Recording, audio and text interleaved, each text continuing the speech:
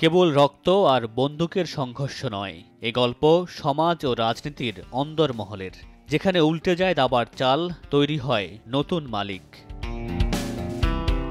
চিরচেনা রূপ ভেঙে এবার এক ভয়ঙ্কর গ্যাংস্টার চরিত্রে রাজকুমার রাও। নির্মাতা পুলকিতের অ্যাকশনধর্মী এই সিনেমার আরেক চমক প্রসেনজিৎ চট্টোপাধ্যায়। রাজকুমারের সঙ্গে এই সিনেমায় প্রথমবার জুটি বেঁধেছেন মানসী চিল্লার। গেল বছর ঘোষণা দিয়ে অভিনয়ের ইতি টেনেছিলেন বলিউড অভিনেতা বিক্রান্ত মাসি।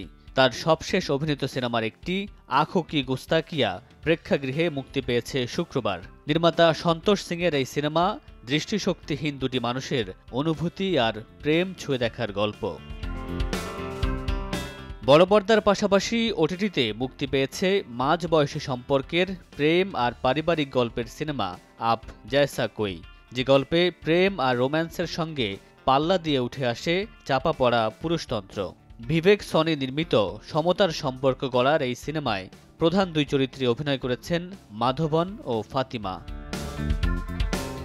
মামুনুর রশিদ পনেল, সময় সংবাদ।